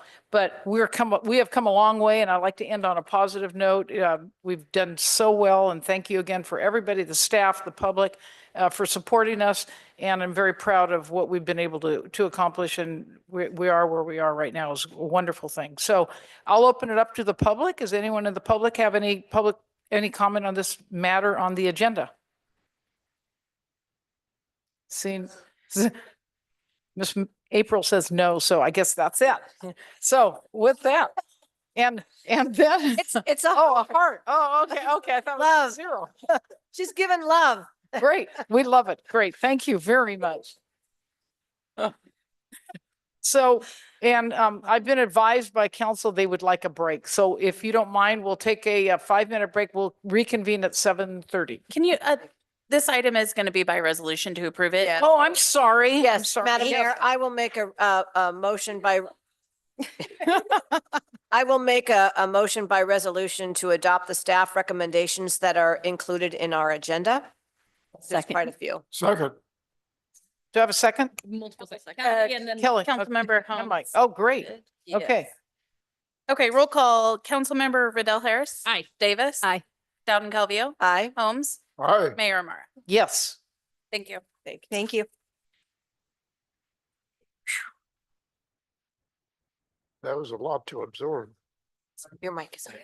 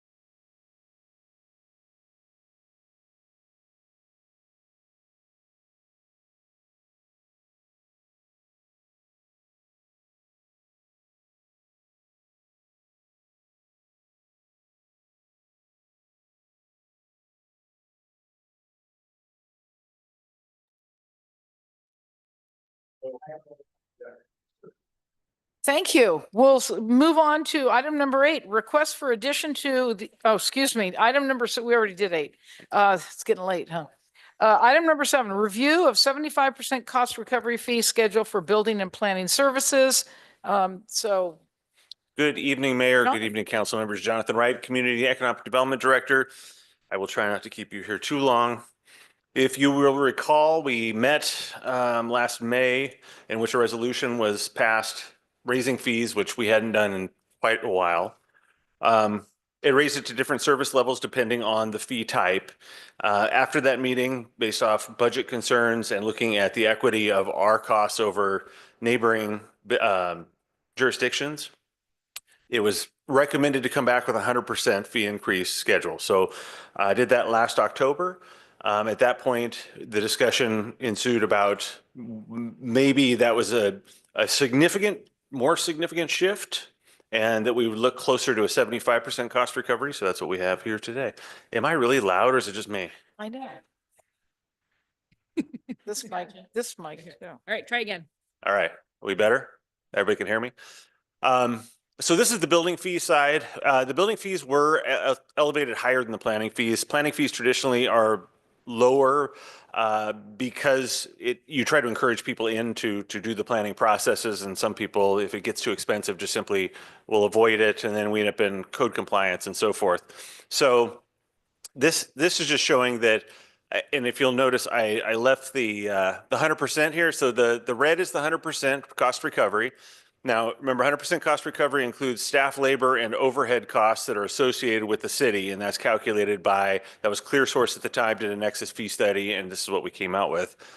This is the 75% in the middle. So I left this current fee, 75% cost recovery, and 100%. So that'll be consistent throughout this presentation. We kept these low to below full cost recovery because if you look at it, was water heaters, HVAC, those things that are essential to the comfort and health of residents in the community. And if your permits cost as much or close to as much as the repair costs, then people are less apt to get their permits. And then, of course, we don't have the benefit of having an inspection and make sure that there's no safety issues out there or code issues. This increase to 75% is very tolerable because it's not overly significant. So I just want to put that out, that's something that looks very easy to support on staff side. Now, I included some graphs here. So if you remember last May, the person presenting from ClearSource, they went through these different slides. So I just wanted to bring them up again just to remind you. Because this is where we were at before you raised fees. This is where we currently are at. Now, this is the CUP, which conditional use permit major. We do quite a few of these. These are more common. This one's already currently at 75% cost recovery. And this was to give you an idea of if we were to escalate them over time to 100%, that would be 100% cost recovery. And then compared to these other jurisdictions. And granted, your code could be set up differently. They may not do as many conditional use permits as us. They may be, we use them for everything, including outdoor dining and things like that. They might just use them for much larger applications. So it's hard to tell, but comparatively, we are below market significantly as far as the other jurisdictions are concerned, but that's our actual cost recovery. And again, minor, we're still, even at today's rate, we are still below even Loomis. And to escalate it up to what was considered to be 100% cost recovery still keeps us below the other jurisdictions there. Design review, we do a lot of these, but we do these more probably than other jurisdictions simply because everything that gets developed pretty much in town has to go through design review. Whether it's civil design review or whether it's historic design review, you're going to, if you have a significant project, you're going to the planning commission for it, and that's the way our code is written. These, I would venture to say that these jurisdictions probably do them on much larger projects, and that's why their costs are. But they're also, these are much larger jurisdictions. They use their Nexus fee study to justify the payments that they have on their new city halls and all the other overhead costs that we may not have. Jonathan, just a quick, I'll go back. you have Auburn proposed for 24, 25, and 26. Is that escalating it up each year to 100%? Did we approve that? Just remind me. This was the presentation. We did not, the only resolution that was approved was the one that had the baseline fee, which was this initial. Okay, so I just wanted to just confirm that. Right. Okay, so this was just, we didn't vote for that. That would be another item if we wanted to. This is what they had proposed us doing. And so we got through this part right here. Okay, And so we could come back and continue on with that escalation, so that we're eventually at those larger fees at 100%. which would be 100% cost recovery according to ClearSource. Yes, okay, thank you. This one, lot line adjustment, Placer County got us beat even here, but we're still on the lower end of the spectrum as far as fees go. All right, real quick. So the planning fees are where the real changes were.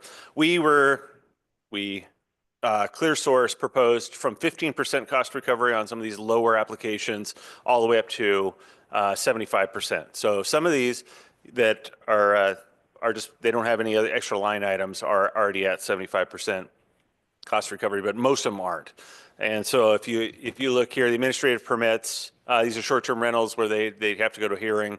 I mean, it's a hearing. It takes time, it takes money. These are overhead costs that right now the city is bearing. And especially as we get into short-term rentals, which will be coming to us very soon, because as soon as we start identifying per the tax or HDL, those ones that are out there that are operating that maybe need to have a use permit or have a short-term rental permit, that we're going to be doing quite a few of these, I would imagine. Jonathan, so am I still reading this right? Red is 100 and Yep. yellow is 75? Yeah, this is 75, yep. Just making sure. And again, I just did for comparison, so you had everything out there. Okay. Amendments, amendments to public hearing, all these are things that take extra time, especially the public hearings, requires notice, it requires. So for the administrative permit to approved project, there's no hearing involved with that, right? Actually should say administrative permit to approve project. This is where you do the administrative notice. So that's when we just send the notice out to the neighbors and wait for a response. Oh, okay. That shouldn't say that, but yeah. And then amendments, these are, if somebody's coming back in after the fact to change an existing permit, you basically are going back through the process, but that's the permit cost to go through that. Appeals, planning commission decision. Now you'll notice these are low. There is the school of thought there is that, a lot of times when people are appealing, they're concerned about what their neighbor's doing. Their neighbor came in and has a use permit and is, doing something that they say or believe might adversely impact their quality of life or so forth. And so these have been traditionally lower just because people that can't afford to engage in the process or it becomes cost prohibitive for those to actively engage. But you can see that we're on an average appeal, we are significantly behind on cost recovery, but we don't get a lot of them because of the way our system operates. We do a lot of upfront work with the applicants. We tell them, go talk to your neighbors, make sure that they're aware. Here's how you can mitigate this. Here's what we've seen in the past. So we work with them. I think since I've been here, the only appeal I had was the church appeal over on High Street. So let's go. There were a couple of minor tweaks that we did just to the language, which I've already noted. There's another one that we had to do on that other page. But minor additions and then just qualifying what those are. It doesn't change the substance of what the permit fee is. It just was for better clarification. And again, if it didn't change, if you don't have any color next to it, that's already at 75%. So that's 75% cost recovery currently. And those are for the design review permits that we already saw in the graph. And again, looking at these. So just to clarify, minor additions, alterations, remodeling, so like a fence? Like an addition to a house. Oh, okay. Structural additions, things that are on an existing structure. That would need to go to planning commission too, right? It depends. If it's minor, it could have administrative approval if it doesn't change the text or look of the exterior. That's why this one's just an internal review. Now, if it's like a minor addition or significant amount of impact, then that goes to hearing. This one goes to hearing. All these up here go to hearing. So if somebody adds like a bathroom onto their house, is that a hearing? It really depends. Okay, if it's, Yeah, if it's It significant, doesn't change anything else, then it's on their own property. If they're interior, yeah. I mean. no, interior or would. in their back, or it takes up a Yeah, little bit this- more of this their own backyard. interior no is one can okay. see it. Yeah, I don't interior is think okay. so. This is all exterior remodel stuff. Oh, So if they're, It also would have to be something you can see within the street, not necessarily their backyard or whatever, probably. depends on if it's what type of resource it's on. Like if it falls under this category down here, if HDRC, it's pretty much everything you do is going to fall into But that would be in a category. historic area. If it was over in Maidu, no one would. Correct. Old Town, downtown. Okay. This is what we do the majority of right here. Okay. Those are when the businesses come in and when they want to change awnings, they want to do, a significant amount of exterior work. Like the other day, just for example, we had the owner of the Wells Fargo building come in. This is what he paid. And he got the benefit of already one, not hearing, but one viewing with the HDRC to kind of vet out what the issues might be in his project. And he's going to get a second one coming up, which we'll notice for this, for that price. So you can see, especially working, he's the second one we've had to do this, that we are, I mean, even at that, we're probably not even close to cost recovery. But it's a significant increase. And so just want to put that out there. Let's see, categorical exemption, nothing changes really with the environmental stuff. Categorical exemptions, these we have to file with the county, so it takes time for us to put the paperwork together, send them over and so forth. Extensions of time, those are other things that have to go to, like if it's a map extension, things like that have to go to planning commission for review. So that's this middle section here. This one down here was noted by the city manager, and that really is, it's a common sense approach because we had a fixed fee here, but a lot of these things could be significant. I mean, if it's a large amount of area and it's a significant amount of time, we're going to be on the big time on the losing end of that. So we switched this over to actual cost recovery, which makes complete sense. And did I lose How my much clicker? how much of a deposit do you ask for? With those, it depends. Normally it's 5,000 to start with. Depends I on just know, what. 'cause some people walk away from planning stuff and I just don't want to Right. stay out. We actually ask our planning consultants what their estimate is of time, and then we try to get cost recovery based off of what they're telling us they're going to charge us. Got it. Historic designation, I have not done one of these. Currently, we don't charge anything, but I would imagine that we'd have to hire somebody to do a historic survey and create the data and all the information to register it in our historic registry, which again, we would be recovering our costs at least to some degree at that point. Pre-development review is when we meet with the applicants, try to screen some of the issues out to begin with. This takes a number of different staff. Usually you have public works there, you have fire, you have a number of different departments that go through that. Down here, we realized that it said sign permit and special permit, and yet look at, there's no sign permit, so we had to add that. And that fee will just transfer down. It's the same thing as far as what their fee study came up with. And also the temporary or outdoor seating is under 12 seats. So that's internal review. If it was over 12, then it goes to a use permit and it costs more. Tree permits, these ones, you get a little concerned because, people don't like paying these permits to begin with. What happens is you end up having them take them out themselves, and then it either becomes an enforcement issue or later on you end up finding out about it over time, and by then it's pretty much too late. But this is the actual cost scenario that would change. And so this would be for a decent project with a significant resource on the property and for the hearing. So, I mean, you still have to go to a hearing. It's still city costs. It's still money that we're not recovering under the current circumstance.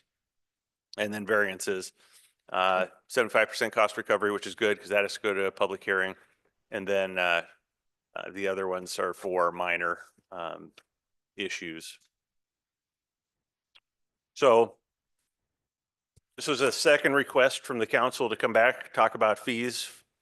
75% cost recovery. We talked last time in October about 100% cost recovery. Staff's willing to draft a resolution and start the process on whatever direction you give us.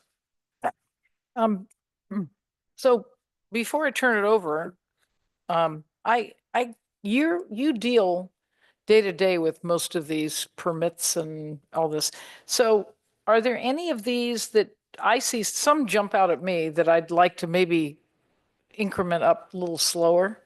Do any jump out to you that you think we should be cognizant about in terms of, we don't want to dissuade people from beautifying our town and not getting, like you said, not getting permits. If it's a minor increase, I understand, but I'd like your opinion, your professional opinion. You're there day to day. Sure. On the planning side, most of them are pretty significant, but let's go back up. Development. Oh.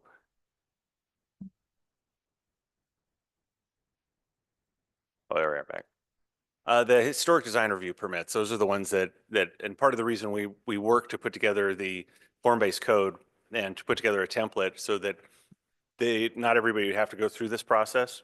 Yeah. So if they're doing an addition, alteration, the Wells Fargo building, that's a significant amount of time and a significant amount of money. And we're dealing with entrepreneurs that are trying to do a lot of this stuff themselves. So like the gentleman that came to Planning Commission this month, he was there because he didn't want to spend the money on having an architect put together renderings and then have them, try to go a different way. And then he has to come back with different renderings. So it was good of him. It was logical to come in and vet it first. But those are, that's the reality of the world that we're working with the entrepreneurs right now. Okay, And so what I hear you saying then is that the historic district 21 to 24 is something we should look a little closer at in terms of not increasing it quite as much. Yeah, 21's, that's already there. So that's these upstairs fees. It just depends on what it is that they're doing. But yeah, the additions, the remodels, those things, the more minor HDRC reviews could be slowed down a little bit. Although I do have to admit that after we did this initial jump, which, we went from 33 to 177 in some of them, that we didn't hear hardly any concern from the public. If you go back and look at those charts that we had, if you're working in any other jurisdiction, you realize that, Auburn's a pretty screaming deal. Yeah. Madam Mayor, can I add two to Yes. that? The two that kind of stuck out to me when Jonathan was going through is the appeal fee. I think Yeah. that you could probably leave that where it's at because you don't want to make it so expensive that people can't appeal. And then also, I think the tree permits are another one that you could probably, because for the very reason that Jonathan was talking about, that if the tree permits, Yeah. if you make them too high, people are going to come in and get the permit, then you lose the resource without having any control over it at all because you don't know that it happened. Yeah. The big picture, I think that's important to remember is that it's not so much just about like the cost recovery for the city, although that's a significant issue, right? Budget wise or whatever, but it's also, you don't want to have a situation where the general public is subsidizing somebody's project. And so like, it's particularly with the planning fees, right? So for the most part, a lot of those are somebody who's improving their property in some way or another that's going to benefit them. Yeah. And it's not fair for, the neighbor two houses down to basically subsidize their neighbor two houses up for their own benefits. So that it's important to look at it that way. Yeah. Not so much in terms of the budget issue. We don't want to lose our shirt on this kind of stuff, but at the same time, it's more of it's a fairness and equity kind of a thing to make sure that folks are paying their own way and aren't being subsidized by the general public. Thank you. Thank you. Council, anybody have any opinion here? Okay, Councilwoman Virgil Harris.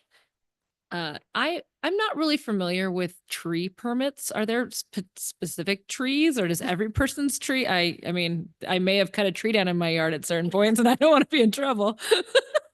Yeah, we have a tree ordinance. Yeah, we have a tree ordinance that has a list of tree types. Okay. That are This was protected. a little tiny thing that wasn't probably. Based on circumference. It was, Okay. we did the No tree. confessions necessary. Like, I just don't like, Yeah, I it don't, was- know if they're like what the guidelines, I've heard some cities have very strict tree things where you have to plant Right. two if you take one out and all kinds of Yeah. stuff. And I Those just are didn't know what basically there's. native species is what it's trying to protect. So Okay. Yeah, not the invasive oak. Big oaks other- and Yeah. things like that. Yeah. All right, that's Right. good to know. And then how do we communicate that? Because there's a lot of people that are doing a lot of improvements and stuff with Firewise communities and all that kind of stuff. Are we making sure that people know about this stuff? As readily as we can. So when they come in and start talking about, design or, permits to build something, then we discuss with them the tree ordinance. Try to educate them in advance. And I haven't read the tree ordinance front to back, but A lot I'm- of paper there. I'm assuming, because most cities have this, that if it's for like fire prevention, then you're waived from that tree permit stuff. So Okay. unless you're using the fire prevention as a ruse to cut down a 150-year-old heritage oak tree or something crazy Or like if the that. tree is diseased Right. and, there's, we did that back in the early 2000s, that tree preservation ordinance, and it was really done because of all the development that was happening. Got it. Grand Oaks lots. And so there was a call for tree preservation. So. I get it. I had never really, we'd never really discussed it. As a Yeah, council. it's not really been, I will just say very quickly that, 20 years ago was a completely different time. Now we look at trees and we look at what kind of fire severity. Yeah, it's very different. But back then, like I said, 25 years ago, Saving trees. yeah, Okay. over fire, there, No, I get it. Okay, thank you. The other one was when we were talking about this, I'm not sure if it was the first time or the second time. We talked about trying to improve processes and we talked about the form-based code and how that's going to streamline, but we also kind of talked about not having people having to go to like 5 different committee meetings and things like that. So has any work been done to try to, other than like if they fit in that form-based code box, is there any streamlining of the processes we've been looking at? A lot of that stuff's going to come out when the general plan's done and we start updating our zoning code, because we can make some of these things that are cumbersome processes a little more common sense and ministerial in many cases. Okay, because we were talking about the fees are high. Yep. There's things you can either make the fees high or you can bring down the costs so that way they're still getting 100%, but the 100% of less work. Right. maybe. I mean, but you're looking mostly at like development type permits, those things that are, design review and so forth. Those are things that we do a lot here. So, I mean, that if we could find a way to trim those down, which is what the form-based code was trying to do. Use permits, I mean, those are neighbor to neighbor things. Those are important because that deals with compatibility. So there's not much you can do to change those. Variances, they're necessary because, some people just don't fit in the box and we have to have a path forward for them and that requires our time. So there are things we could do, like, having the fitness studios actually be acknowledged in our zoning code and, there's other things that are like body art that is going on here in town and things. Okay, sounds good. Thank you. That's all I had. And thank you for all your work on this. Thank you. Councilwoman Davis? Thank you. Couple of questions. So the short-term rental with public hearing, will that at all be changed with form-based code, or we're saying, hey, we've passed this new thing. Now we want to encourage you to do this, but we're going to charge you all money to do it. Right. We kept that process the same. At some point legislatively looking like, especially in the commercial zone, having those be just permitted because you can have hotel motel. But we had a process set up and it was linked back to this process in our form-based code. So it is in form-based code. It's linked to the administrative review process. So this cost wouldn't change if it was. Gary's got something. Yeah, I just wanted to add one piece to that. So these are separate hearings. So one is a permit to operate, and then the form-based code would be a permit to construct. So 2 separate things. So once something is constructed, there is an administrative process where you come in to get a short-term rental permit. Got it. And those can be appealed for a hearing. So notice goes out to all the neighbors and then they can decide, one of them can say, yes, I want a hearing. That's the hearing that would trigger the fee that he's referring to. And that's being discussed this evening. Separate from that would be a permit to construct. And there's a lot of different processes for that, some of which might require a hearing and some would be over the counter. So this one is, I already have the building and now I want to put it on Airbnb. Right. Okay. And it's one time. Right. And there's the reason we had to loop it back to it is because through this, there's specific provisions for operations and making sure that those things are still in place for hours of operation, noise, trash, all the things that go along with those for we compatibility. make sure we're collecting TOT from them as well. Right. Is there thought or maybe a concern about we're going to look kind of like flip-floppers, like it's low and now it's high and now we've streamlined and it's low again, or like people who are gonna do it now are gonna save money, right? If they get on the bus and do the project, and then it goes into effect, and then they're gonna pay more, and then something else goes into effect, and it's a more streamlined process and it gets cheaper again. It depends on the process and how we do it. I mean, it's a time and place. The legislative adopted law goes into place, and if you change it in the future, it's as of that date, that there's no retro. Okay. So But everybody. I wouldn't projects. venture to say that a lot of them are going to change. There's certain things we'd like to be able to work on, definitely. And especially working on our land use code and updating it is going to be one of the key things to that.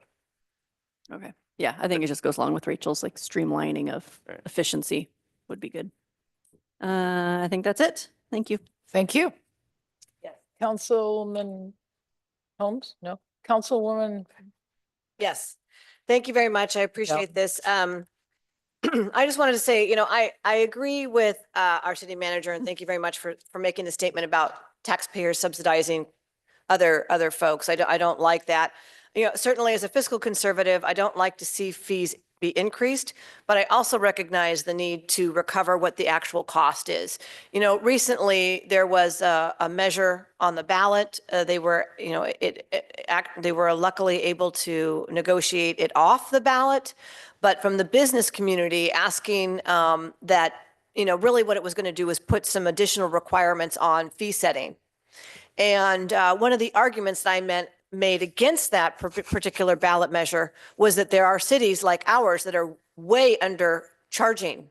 And the provisions of that ballot measure would have required us to go all the way up to cost recovery, because some jurisdictions are over cost recovery. Well, we were way under cost recovery, and it would have had the opposite effect. But just to kind of put that out there, that there are proposals that are looking at, and even the business community is expecting that jurisdictions are charging what the costs are.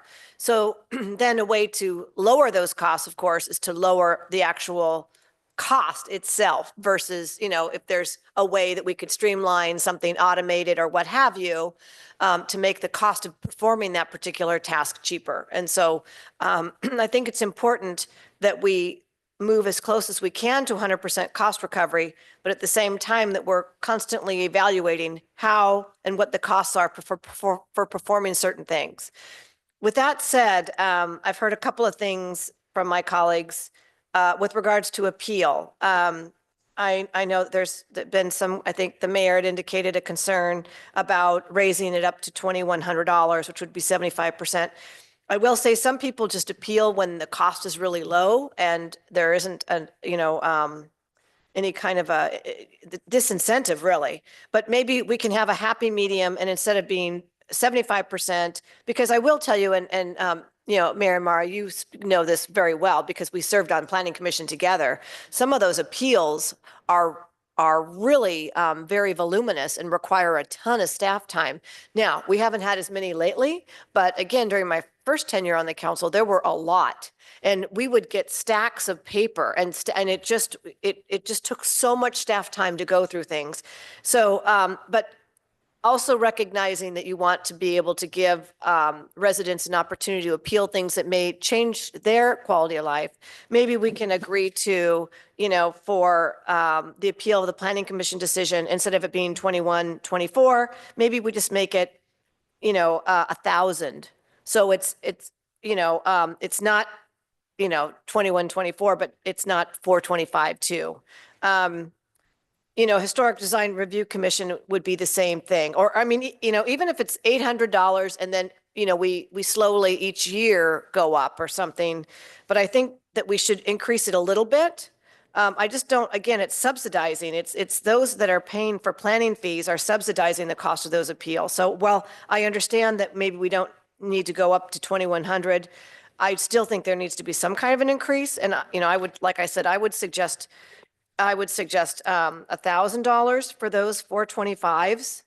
And then on the director's decision, you know, maybe I would make that you know, I would maybe make that a $400 instead of $796. I'm going to write these down for my, so. It sounds like you're Just doubling, almost doubling. Yes, almost doubling, but not, still, we're not, At the same time. huh? Doubling and having. with- Yes, doubling and having at the same time. I'm, you know. Doubling a little. So, and then on the, design review permits, for the minor alterations, right now it's 584, 75% is 1,300. Is that the one? Is that line 18? Yes, that's line 18. I think that's where the concern was line No. 18, right? 22 is the one we do. Oh, apply. I'm Yeah, sorry. 22, 23, You're sorry. 24. I'm sorry. Sorry, I checked the wrong section. Okay. Going into additions. Okay. Yeah, for HDRC. Again, you know, 443, 75% is 1,300. You know, maybe we just raise that up to, 750. So I just want to make it, you know, I would like to see it at 75%, but I'm just saying if there is not support for that, then I would be willing to go down to that. But I would also want to see if we can try to escalate these over time. So it was really just that line 22, right? Yeah, that's the one. Yeah. The other ones are more major. Yeah, those are Development tiny that- little yeah. $89. So I mean, 750 to me seems very reasonable, especially since the actual cost is 1,700. So, you know, we're still less than 50% of what the actual cost is. And then on the, I think the other one, the last one that folks raised was the tree, right? And so on tree, I mean, really that the 89 at 199 is not very much, but the 467 to 1,000, you know, the thing is that tree removal, that is mostly for Are you the talking, developers. What, 4950? Yeah, well, yeah, 49 through 51. You know, the developers are paying that. That's really for development. And so, 51 is pretty low. It's 4950. Yeah, the individual home one only went up a little bit.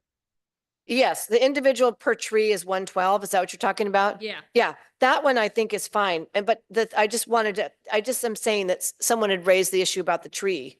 If there was the 50 really is the developer that's paying, and that tree, the monies that are paid for those tree permits go into tree mitigation. So then there's money for us to plant trees, like community I'm all trees. for that one. So, I'm just saying that, I think that we should keep that there because we never have money for tree, we're talking about trees on the street and so forth. So Does this refer to residential though? I mean, so if in my backyard, I want to cut down a pine tree, A significant it's a native tree. native tree. it's only the native trees. Right. Yes, and it There's- has to be a there's a- certain circumference. Right, yes, okay. Big trees. Yeah, if and if it's a hazard tree, then you can remove it. If it's a hazard tree, you can remove it, or you don't Right, have to yes, pay. So yes, if it's a hazard yeah. tree. So, again, really, those are really, I'm sorry to interrupt you. Does this apply to be a Bureau of Rec? Because they're chopping down trees all the it's time. not in the city limits, City. If they're, They are behind my house. are they? but they're not in this, they shouldn't be City limits. cutting city trees. Are they cutting, there? And It's, I don't know. it's on the ARD property they were cutting. There's been fine. rules that have been passed down recently, It's like with fine. PG&E It's that lets fine. them cut down Yeah.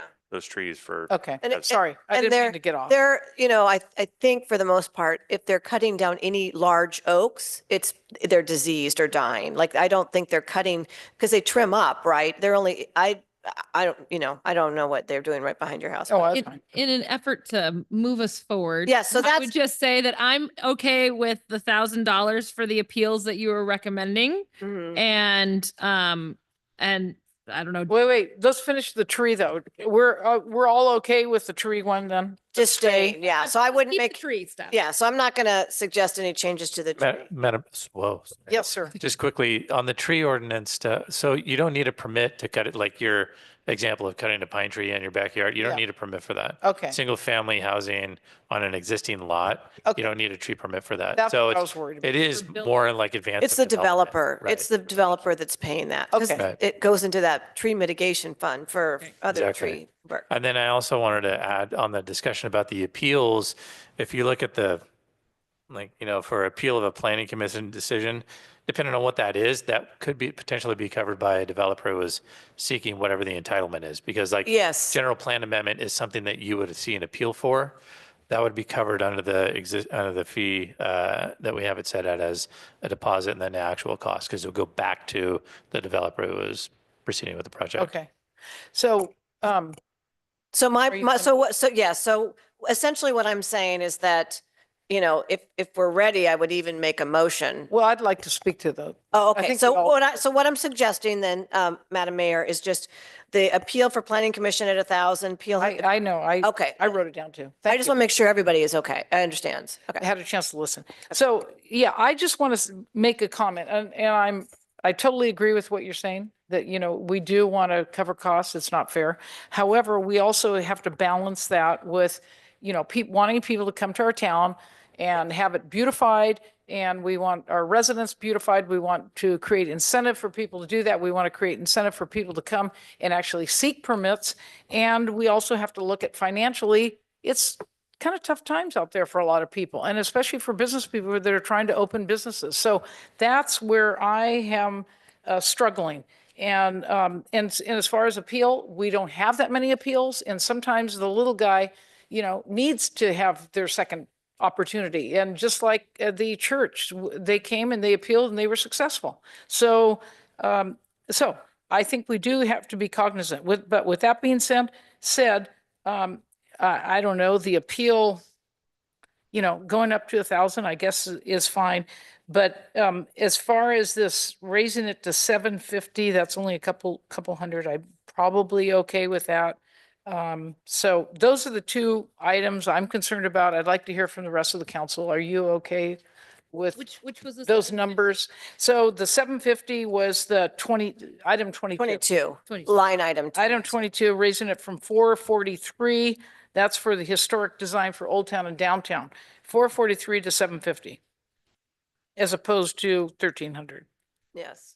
I am fine with those changes and keeping everything else at the 75% range. Except for the appeal, she said Yeah, 1,000. the changes, the appeal and those ones that you've mentioned, Okay, leaving the trees as they are and keeping everything at the $75 range. And then maybe in a year, we look back and see how things are going. And if we want to raise it up to the 100% range, if we're not having complaints and we're having some improvements or things, I think it's worth us kind of checking in, because I revisiting. feel like we lose track of our fees because we don't look at Yes. them. And so maybe just an annual look at our fees would be helpful. So just to be clear, the item 8 would be 1,000. Item 9, you had suggested, 1,000. Councilwoman Dowden Cavill, stay the same? 1,000. Oh, 1,000? Yeah, 10. I 1,000 for suggested. that, and Yeah. item 10, 400. Yes. Okay, and then item 22, 750. Those are the only changes. Yes. And everything else would be at 75%. Are you okay with that? Are you okay with that? Councilman Holmes, are you okay? Okay, Oh. so then, do we have a motion? Or do we want any public comment, Oh, Madam yes, Mayor? excuse me. Is there anyone in the public that would like to make comment to this? Emotion. April, you have anything? She's not even going to give us a heart. Doesn't want to give Nissen. Okay, thank you. So do I have a motion? Yes, Uh, Madam. Sorry, Madam Mayor. So tonight's, in tonight's Oh. agenda, you don't have a resolution or anything. It's just giving Oh. direction to staff. Okay. You could take a motion to support what you just did. I mean, the Yes. discussion that you just had, give direction to staff through a motion. But the next step would be for us to publish a public hearing and bring it all back. Okay, so I'll move Wouldn't be that, adopting the fees tonight. understand. I'll move that we direct staff to move forward and bring back to us for public hearing the proposed fees at 75% increase for all except for item 8 and item 9. They would move to $1,000, item 10 at $400, and item 22 no, I'm sorry, is it, item 21 would be 750. Second.